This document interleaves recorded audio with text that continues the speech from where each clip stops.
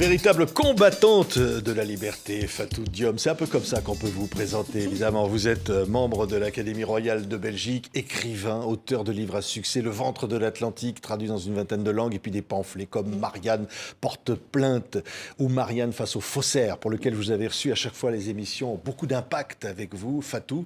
Vous diriez aujourd'hui que Marianne, en Afrique, est en difficulté aujourd'hui. On ne veut plus de Marianne en Afrique aujourd'hui. Ah, peut-être la politique de Marianne, on voudrait l'améliorer.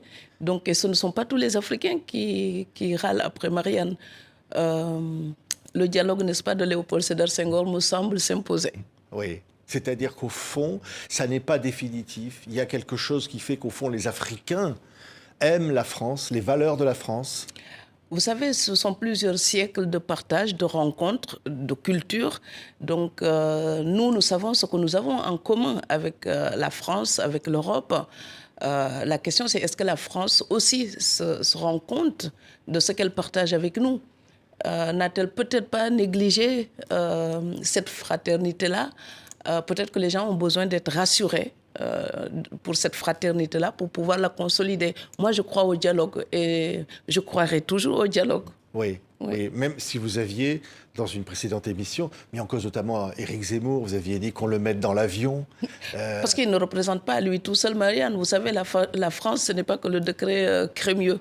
Donc la France, c'est beaucoup d'autres choses dans son histoire, beaucoup d'autres rencontres. Les légitimités sont différentes, mais elles sont multiples. Oui, mais il y a une certaine France qui vous inquiète vis-à-vis de l'Afrique. Au fond, c'est l'idée aussi de la France-Afrique, ce qu'a été cette relation paternaliste. Vous savez ce qu'on appelle la France-Afrique? Moi, ma génération, nous ne l'avons pas vraiment vécu finalement. La France-Afrique, ce sont les anciens qui ont vécu la colonisation, qui en parlent le mieux, qui la connaissaient le mieux. Nous avons les résidus, on va dire. Et ça ne tient qu'à nous, donc je veux dire notre génération, d'Africains et de Français, pour faire en sorte que cet héritage-là ne soit pas seulement douloureux, mais constructif. Donc voilà, peut-être que la France a pensé sa place inaliénable, inattaquable et définitive. Si c'est le cas, c'était une erreur. Donc il fallait peut-être prendre beaucoup plus en compte les attentes des Africains, leurs revendications, pour pouvoir bâtir sur de nouvelles bases. On ne peut pas garder juste l'héritage colonial, il faut bâtir autre chose. Oui, oui, le ventre de l'Atlantique, c'était ça aussi, ce que vous racontiez au fond. Oui, il y a 20 ans, ça me rajeunit maintenant que j'ai 25 ans. Mais à l'époque, je voyais la nouvelle génération, ces revendications n'avaient rien à voir avec celles des anciens. Donc nos anciens, d'abord, la rencontre est différente. Maintenant, vous pouvez être dans votre village en Afrique et savoir ce qui se passe en Europe tous les jours. La situation des migrants, par exemple, il faut savoir que c'est toute une diaspora qui communique en permanence. Internet, c'est le salon planétaire. Donc, nous sommes tout le temps dans la rencontre. Même quand nous sommes physiquement éloignés, nous sommes toujours dans la rencontre. Donc, la génération actuelle d'Africains est les plus informée. Elle revendique ses droits. Elle revendique d'autres rapports, elle revendique plus de dignité, plus de respectabilité. Et je pense que c'est normal pour tout être humain, donc aux grandes puissances de s'adapter. Oui, et aussi aux dirigeants africains, peut-être de faire le chemin. La France n'est pas, presque j'allais dire, seule responsable. Oui, mais il y a des accords qui sont signés, on sait très bien qui mènent la danse. Donc ça, on peut être honnête là-dessus. Vous savez mon amour pour la France, vous savez que ma culture, elle est à la fois africaine et européenne. Donc moi, je ne suis pas du tout quelqu'un qui va tout simplement égratigner pour le plaisir d'égratigner. Quand je pose des questions, c'est pour améliorer. Donc moi, ma quiétude, ce serait une entente entre les deux peuples qui font ce que je suis.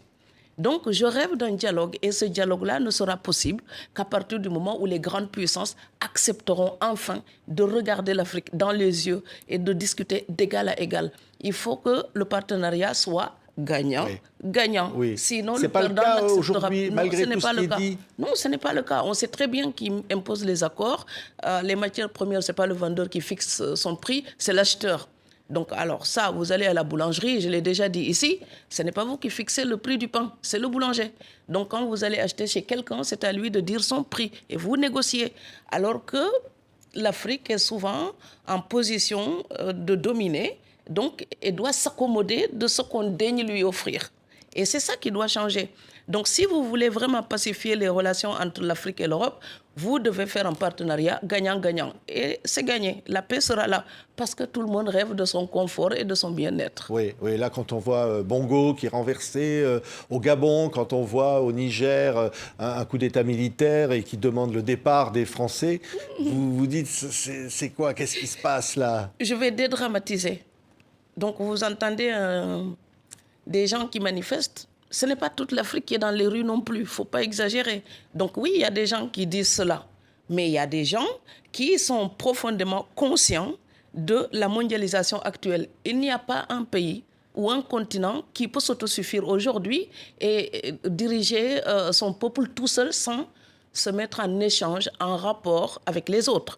Donc de toute façon, même quand on a nos matières premières, on ne peut pas les garder, il faut les vendre à quelqu'un. Donc ça suppose des échanges, un rapport avec les autres. Personne ne peut plus s'enfermer aujourd'hui, ni l'Europe, ni l'Afrique. Donc, construisons des passerelles, dialoguons, respectons-nous enfin mutuellement. Et il faut qu'il y ait la réflexivité du regard pour qu'il n'y ait plus quelqu'un qui est objectivé et quelqu'un qui décide tout seul. Oui, dans ce livre, Fatou Diom, le verbe libre ou le silence chez Albin Je ferais Michel. mieux de me taire parfois.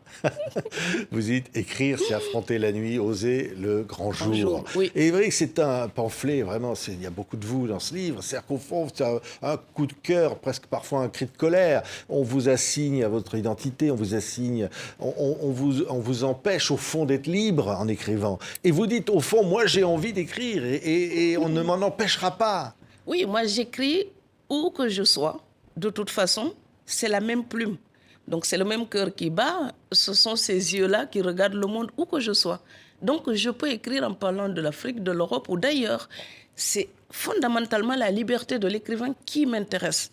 Le problème, c'est qu'il y a des gens qui nous assignent des œillères, des appartenances, qui nous enferment dans des cages. Et pourquoi l'artiste africain n'aurait-il pas le droit de parler de tout autre endroit de cette planète?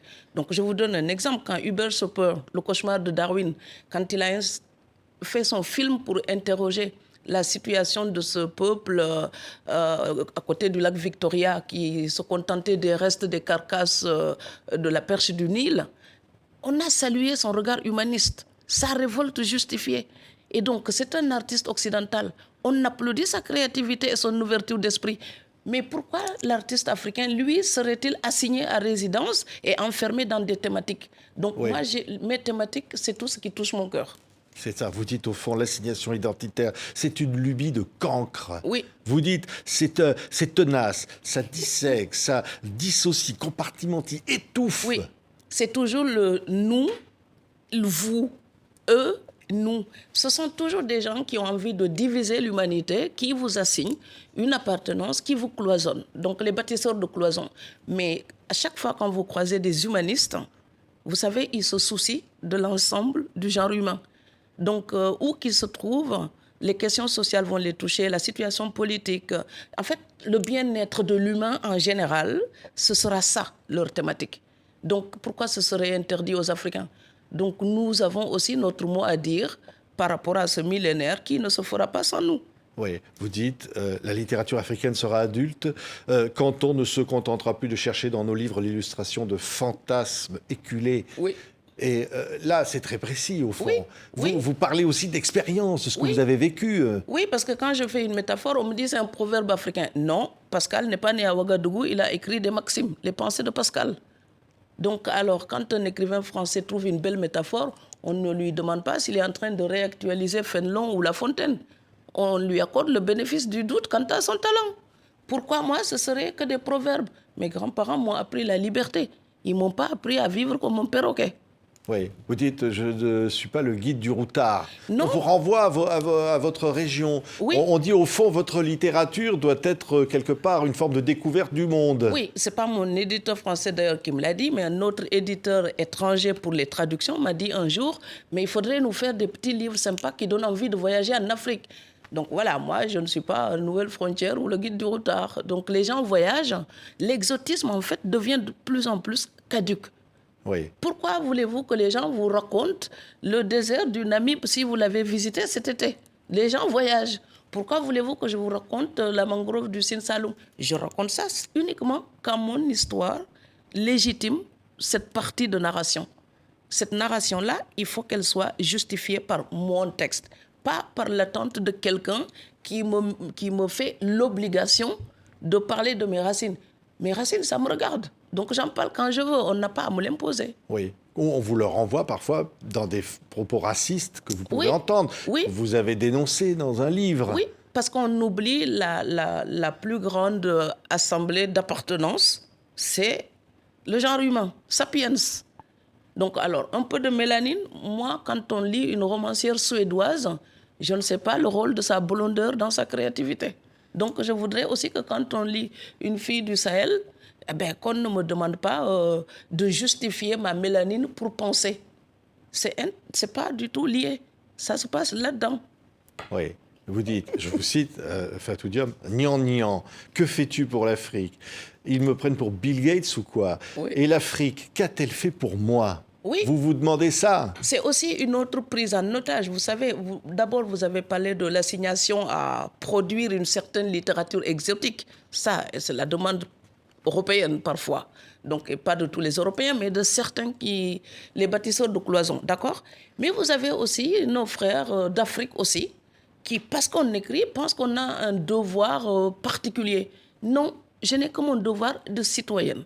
Et cette citoyenne est une artiste. Donc l'artiste est libre. Vous ne portez pas l'Afrique sur votre dos. Non, je fais ce que je peux. Je participe.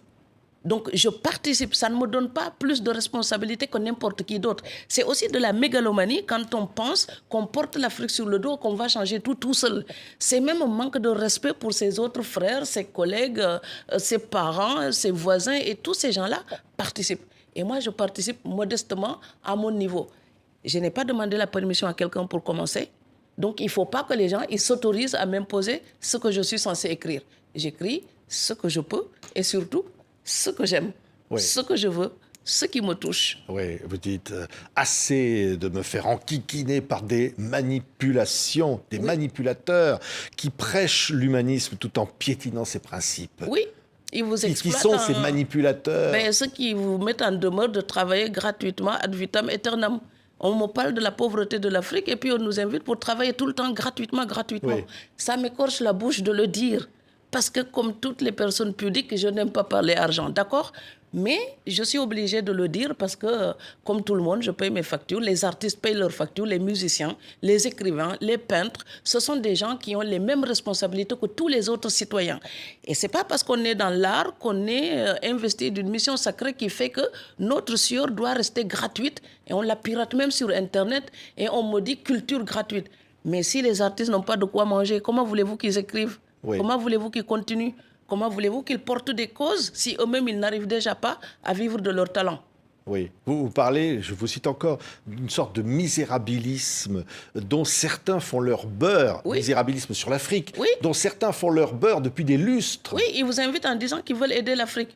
Mais si vous voulez aider l'Afrique, payez les enfants d'Afrique pour qu'ils puissent gagner correctement leur vie comme vous. Et comme ça, ils pourront s'occuper dignement de leur famille. C'est aussi ça, développer l'Afrique. Travailler, facturer, encaisser, payer ce que nous devons payer pour atteindre un niveau de vie convenable pour tout le monde. C'est ce que l'Europe a réalisé. Nous devons le réaliser. Travailler, facturer, encaisser. Je ne connais pas un autre chemin de la dignité que de gagner sa vie à la sueur de son front. Donc, je ne peux pas indiquer à quelqu'un un autre chemin autre que celui-là. Donc, gagner sa vie, c'est un principe élémentaire qui vous permet d'accéder à votre autonomie, à votre indépendance, donc à votre liberté de penser. Oui, quand je reprends le sous-titre du livre, Fatou Diom, écrire, c'est affronter la nuit. Oui. Pourquoi, au fond, vous dites, si vous avez écrit un jour, et je le disais, vous êtes traduit de vingtaine de langues, c'est pour justement affronter la nuit. Vous vous êtes dit... Et oser le grand jour. Oui. Si je dois me planquer avec ce que j'ai à dire, ça veut dire que ce n'est pas légitime, ou ce n'est pas correct, ou c'est inutile à la société. Donc j'écris, j'assume, je viens assumer même mes erreurs, parce que la discussion, c'est déjà un pas en avant. Arriver déjà à échanger sur des thématiques, c'est déjà une construction sociale. Et c'est ça qui m'intéresse. Mes erreurs ne me font pas peur. Je préfère qu'on en discute pour que je ne perdure pas là-dedans. Et donc, si jamais j'ai une toute petite étincelle, j'aime autant aussi qu'elle m'éclaire, autant qu'elle éclaire aussi les autres. Oui, vous avez cité un proverbe à un moment, veut dire aller dans le marais. C'est un peu comme aller dans Donc le là, monde je de vous mets à l'édition. l'amende, ce n'est pas un proverbe, c'est moi qui le dis. Donc Oui. vous voyez, même vous êtes dans Mais le c'est piège. tellement... Je dirais que c'est un proverbe de Fatou Diom, désormais. Ce n'est pas un proverbe, c'est une maxime. Comme on joue avec la langue française, j'ai dit, jouer avec un crocodile dans sa mare, n'est-ce pas faire don de ses jarrets? Donc, c'est juste le plaisir de cette langue. Vous pouvez le faire en sérère, en manding, en français ou en allemand. C'est juste penser une petite pincée d'humour dans une réflexion qui, quelque part, pourrait nous rendre tristes au fond. Mais on va la tourner autrement, on va la sublimer, on va la condenser autrement, et puis elle passe mieux. Pourtant, elle reste dans la mémoire parce qu'elle est un petit peu amusante. Oui. Enfin, j'espère. Pas le crocodile, mais la manière de parler des méfaits du crocodile. Un proverbe, je le répète, bon, c'est moi qui le dis, de Fatou Diom, formidable. Bon, alors j'ai 100 ans. On le citera. Et alors, non, mais parce qu'il veut dire beaucoup de choses, ce proverbe, au fond. Il dit que vous avez affronté la nuit, mais au fond, vous êtes aussi allé dans le marais, vous avez risqué vos jarrets, vous avez... Mais écrire, c'est ça, c'est oser le... Vous voyez, c'est quand même pas très normal. Même moi, je me le demande encore, j'écris. Donc, quand vous écrivez, vous vous exposez. Il y a des gens, ils vous tapent dessus. Si j'étais prof, quelque part, je gagne mon salaire discrètement, tranquillement, peut-être que mes nuits seraient beaucoup plus tranquilles. Mais comme j'écris la nuit, j'écris sur tout ce qui me dérange, me fait réfléchir, j'assume ce combat-là. Mon grand-père me disait, vivre, c'est apprendre à avoir le pied marin. Donc, pour moi, écrire, c'est comme ramer. D'ailleurs, j'écris la nuit. Et donc, on affronte la nuit, pourquoi? Parce que c'est une quête de lumière. Donc, tous mes aînés, tous les auteurs que j'ai lus, les philosophes, les romanciers, tout ce que j'ai lu, ce sont des gens qui m'ont éclairé, comme mes professeurs, comme mes grands-parents. Et cette quête de lumière-là, c'est toujours ça que je cherche quand j'écris. Oui. Voilà, je ne sais pas vraiment qu'est-ce que je vous propose, mais je sais ce que je cherche. Un peu de lumière. Oui, voilà. Au-delà des de romans, clarté d'esprit. Les pamphlets, je parlais de Marianne Porte-Plainte. C'est un essai, hein, il dit un pamphlet. Oui, pamphlet, parce que les Marianne, c'était vous avez affronté, on va le dire, Marine Le Pen sur des plateaux de télévision, affronté Éric Zemmour. Mais je n'affronte pas ma sœur, voyons. Oui, non mais pourquoi vous dites ça? J'affronte ses idées. Oui. Oui. Ah oui. Vous faites la distinction. Absolument. Ouais. Ah, mais je la croise quelque part, je ne sais pas... on est des gens, je pense, bien éduqués, courtois, donc non, aucun souci. Mais par contre, les idées, détermination absolue, à vie, je les combattrai. Voilà, ça, je n'ai pas peur de le dire. C'est vraiment un positionnement idéologique qui ne sera jamais le mien. Et donc, comme en démocratie, et comme Marianne m'a adopté, eh bien, j'essaie d'être comme les dignes fils et filles de Marianne, qui vont toujours combattre les ténèbres, et on va toujours envoyer les loups dans les fourrés. Parce que nous voulons de la lumière dans la maison de Marianne. Oui, bon, on n'a jamais réussi, on ne va pas réussir à vous faire taire, Fatou. Non, il faut toujours essayer. Comme on disait tout à l'heure, vous avez reçu des lettres d'insultes. Oui, ça m'encourage plutôt à combattre. Oui. Ah oui, ça me montre qu'il y a une raison de combattre. Mais justement, c'est paradoxal d'ailleurs, quand on m'envoie des lettres comme ça, c'est comme si on m'ajoutait encore une énergie incroyable pour justement combattre cela. Mais que serions-nous si les gens qui ont combattu par le passé avaient renoncé à défendre la liberté, uniquement par peur, par menace? Donc ce pays s'est battu, le Sénégal s'est battu, les tirailleurs sénégalais, ils ne sont pas venus de Mars, ils venaient de chez moi. Donc ils se sont battus pour que j'ai le privilège d'être là aujourd'hui avec vous. Et nous parlons en toute fraternité et j'ai le droit de défendre mes idées. Je n'y renoncerai pas. Il faut défendre cette liberté-là parce qu'elle est aussi précieuse que fragile. Oui, mais ça, devant quelqu'un comme Marine Le Pen, oui. Vous lui diriez quoi, là, aujourd'hui? Si on vous dit, parce qu'il y en a qui disent qu'elle peut gagner l'élection présidentielle, là, dans 3-4 ans. Donc, j'aurai un mandat d'opposition. Donc, si elle gagne les élections, je serai là. Je vous l'ai déjà dit, je ne me débine pas. Hein. Donc, voilà, la fidélité, c'est aussi ça. Donc, la loyauté à ses principes. Donc, c'est pas seulement... Quand on n'est pas fidèle à soi, on ne peut être fidèle à rien du tout, ni à personne. Donc, moi, je suis fidèle aux valeurs qui m'ont été inculquées. Donc, je suis fidèle aux valeurs que je respecte dans ce pays. Et les gens que j'aime dans ce pays-là, il y a des idées aussi que j'admire. J'y adhère et je les défendrai moi aussi parce qu'elles correspondent à des valeurs qui m'ont été inculquées aussi chez moi par mes inoubliables grands-parents. Oui. Allez, djung pour mes grands-parents. Mais chaque fois, quand vous dites Marianne, c'est l'idée que vous faites de la France. C'est ça qui est intéressant. C'est qu'au fond, Marianne, c'est à part. C'est une idée que vous avez, vous, une haute idée de ce qu'est la France. Ce n'est pas cette France-là dont on parlait à l'instant. Oui, mais Paul Ricoeur distingue justement l'idéologie de l'utopie. Donc, dans la devise française, il y a quelque chose d'un idéal. Et vous savez, l'idéal flirte toujours avec une forme d'utopie. Donc l'idéologie conserve, maintient, c'est ce que nous dit Paul Ricoeur. Alors que l'utopie, c'est la progression. On tend vers quelque chose. Et moi, le cap qui est fixé par liberté, égalité, fraternité, c'est le même cap que Senghor nous désignait en nous parlant de fraternité humaine qui va au-delà des frontières et des appartenances ethniques. Donc le Sénégal, vous savez, on a plein d'ethnies. Senghor nous a fédérés tous ensemble autour de la République sénégalaise. Et Marianne, c'est pareil. Il y a plein de peuples différents. Les Francs, les Bretons, les Corses, les Auvergnats, les Alsaciens. Chacun a ses particularités. Et pourtant, cette République a fédéré tout cela pour croire en quelque chose de plus beau qui puisse rassembler. Moi, c'est ça que j'admire. Et c'est ça qui m'a attirée aussi dans les études que je faisais en littérature, en philosophie dans ce pays. Et c'est ça que je défendrai. C'est ça que mes professeurs m'ont donné.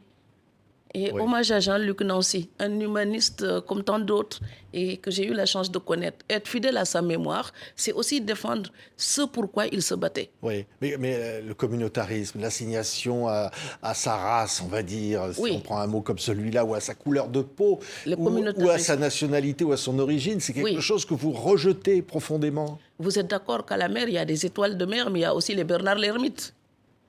Donc quoi que nous fassions, il y aura toujours des gens bien dans leur coquille.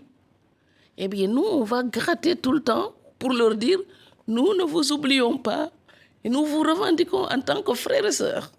Nous ne vous oublions pas.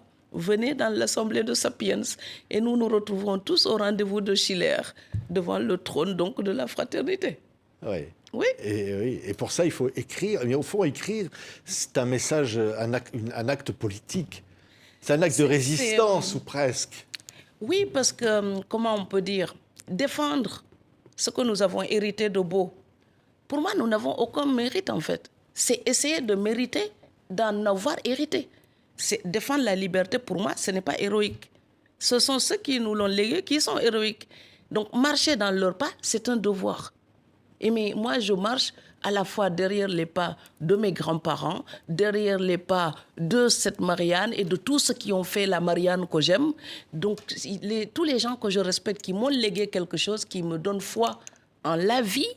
Mais je pense que ces gens-là n'auraient pas aimé que je m'affale un soir en me disant les loups sont sortis des fourrés, ils ont hurlé trop fort, j'ai peur et je me suis cachée.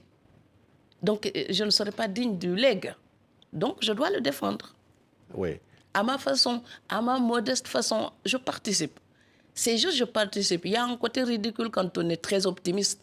Mais moi, je préfère le ridicule qui ne me tue pas et me donne des idées pour des livres au ridicule qui se résigne, qui se cache pour démériter de la belle liberté qu'on nous a léguée. Oui, ce livre est formidable, Fatou, parce que c'est vous, hein, le verbe libre ou le silence. Vous y racontez plein de choses avec votre faconde, votre talent littéraire, et aussi le mépris parfois, ou la façon dont on vous a traité dans le monde de l'édition. Et ça, c'est quand même, ça fait peur, hein, quelque part. C'est pas tous les éditeurs. Moi, je dis toujours, quand on salue un auteur engagé ou un auteur combatif, quel que soit le domaine, il faut aussi saluer le courage de l'éditeur qui a bien voulu l'accompagner, le publier. Donc, j'ai cette reconnaissance-là. Une fois que c'est dit, j'ai des coups de latte pour les éditeurs qui se prennent pour des ventriloques. Un écrivain, ce n'est pas une poupée de chiffon. Donc, et comme dirait Césaire, un homme qui crie, donc c'est pas un loup qui danse. Voilà.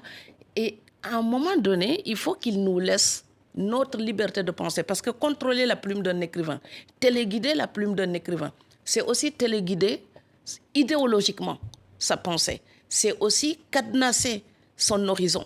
Ça, je n'accepterai jamais. Donc, si je dois me soumettre au desiderata de quelqu'un en tant qu'auteur, eh bien, ça voudrait dire que je renonce au mien. Donc, ça voudrait dire que je renonce à ma quête. Et alors, pour moi, l'écriture, c'est un souffle intérieur, c'est une mélodie, c'est une musique, une acoustique qui est propre à l'âme qui produit ce texte-là. C'est comme ça que je vis mon écriture. D'ailleurs, je récite toujours avant d'écrire. Donc, si quelqu'un vous dicte ce que vous devez écrire, ben, qu'en serait-il de l'acoustique de l'âme qui produit le texte? Alors, l'éditeur s'approprie votre âme, décide de votre navigation, donc il décide de votre cap. Ça, je ne peux pas être d'accord. Et il y a certains éditeurs en ce moment qui sont vraiment sur le dos des écrivains et ils sont là comme des cornacs. Alors, un écrivain, ce n'est pas un cheval de course. C'est un être qui pense et accordons-lui donc la liberté. Merci Fatou Diom. C'est vrai que votre parole libre est rare quelque part. Il y a quelque chose en vous qui ne peut pas se taire. D'une sale gosse. Ouais. Sale gosse, vous dites? Oui, mais parce que j'ai confiance aux adultes qui m'entourent. Ouais. Ce sont des humains. Donc, vous croyez à l'humanité, parce que c'est ça qui est fort. C'est quand même, malgré tout ce qu'on vient de se dire, du racisme, de la guerre qui sévit même en Europe, et de la violence, des souffrances. Oui, j'y crois parce que des choses ont pu changer pour moi. Et je pense que ces choses-là peuvent changer aussi dans la vie des autres. Et je le souhaite. Par exemple, l'école. Donc, comme je le dis toujours, j'ai encore une peur rétrospective de l'analphabétisme. Pourtant, j'ai eu la chance phénoménale de croiser des enseignants qui croyaient, mon instituteur qui a convaincu ma grand-mère de me laisser poursuivre, par exemple. Tous les professeurs que j'ai rencontrés ont fait de moi cette fille que je suis. Il y a l'éducation de mes grands-parents et il y a aussi tout le travail des professeurs. Et si cette chose-là a pu changer ma manière de voir et raffermir ma marche et me donner de l'espoir, c'est ça que j'essaie en fait de partager. C'est pas moi qui compte. Ce sont les gens qui m'ont fabriqué, comme mes grands-parents par exemple. Je souhaite aux gens de croiser des gens comme ça qui vous redressent les épaules, qui vous donnent envie d'être courageux, quoi, qui vous donnent envie d'être persévérant. Et ça aide à vivre. Et j'ai eu cette chance-là. Donc, dans galère, j'entends aussi bateau. C'est un bateau, on peut ramer et on peut suivre un cap. Parce qu'il y a toujours des accompagnateurs bienveillants qui nous aident à grandir. Enfin, j'y crois, moi, parce que ça a changé ma vie. Merci, Fatou. Merci beaucoup. Le verbe libre ou le silence. Livre absolument formidable. Écrivez, assumez ou taisez-vous. Ou le silence. C'est chez Albin Michel. Merci beaucoup. C'est Fatou Diom. Merci infiniment, Fatou, d'être venu porter ce message. J'avais deux mots, j'en vous entends parler, je dis dignité, humanité. Il y a deux mots comme ça, je ne sais pas pourquoi ça me Merci beaucoup. En vous entendant. Merci, Fatou. Merci beaucoup.